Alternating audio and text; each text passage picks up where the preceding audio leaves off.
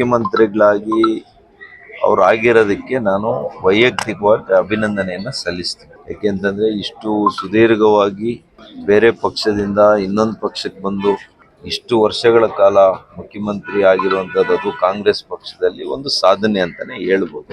ಆದರೆ ಮಾನ್ಯ ದೇವರಾಜ ಅರಸ್ರವರಿಗೆ ಹೋಲಿಕೆ ಮಾಡ್ಕೊಂಡಾಗ ಮಾನ್ಯ ಸಿದ್ದರಾಮಣ್ಣವ್ರಿಗೆ ಬಿಡ್ತೇನೆ.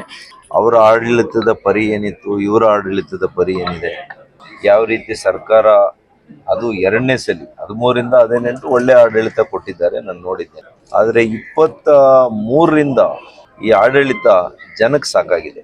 ಅವ್ರಿಗೆ ಆಡಳಿತ ಬೇಕಿದೆ, ಅವ್ರು ಇನ್ನೂ ಮುಖ್ಯಮಂತ್ರಿಗಳಾಗಿ ಇನ್ನೂ ಬಹುಶಃ ಇನ್ನೂ ಕೂಡ ಇರಬೇಕು ಅಂತ ಅವ್ರಿಗೆ ಆಸೆ ಇದೆ, ವೈಯಕ್ತಿಕ ಆಸೆ ಇದೆ. ಆದರೆ ಜನರಿಗೆ ಸಾಕಾಗಿದೆ. ಕರ್ನಾಟಕದ 6.5 ಕೋಟಿ ಜನರಿಗೆ ಇವರು ಇಳಿಬೇಕು, ಇವ್ರ ಸರ್ಕಾರ ಹೋಗ್ಬೇಕು ಅನ್ನೋಂಥದ್ದು ಎಲ್ರ ಕೂಗು ಇದೆ.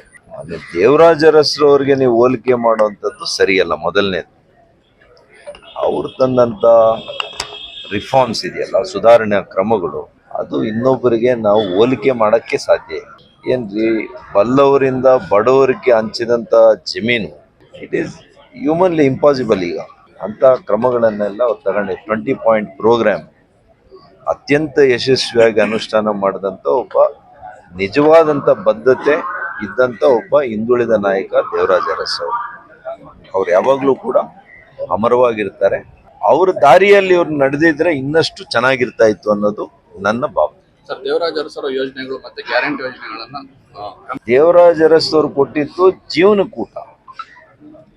ಒಂದು ಹಬ್ಬಕ್ಕೆ ಊಟಕ್ಕೂ ಇಡೀ ಜೀವನಕ್ಕೆ ಕೊಟ್ಟಂತ ಊಟಕ್ಕೂ ವ್ಯತ್ಯಾಸ ಇಲ್ಲೇನಪ್ಪ? ಬದುಕನ್ನು ಕೊಟ್ಟೋದಕ್ಕೂ ಒಂದು ಊಟ ಕೊಡೋದಕ್ಕೂ ವ್ಯತ್ಯಾಸ ಇಲ್ವಾ? ಖಂಡಿತ ಹೋಲಿಕೆ ಮಾಡಕ್ಕೆ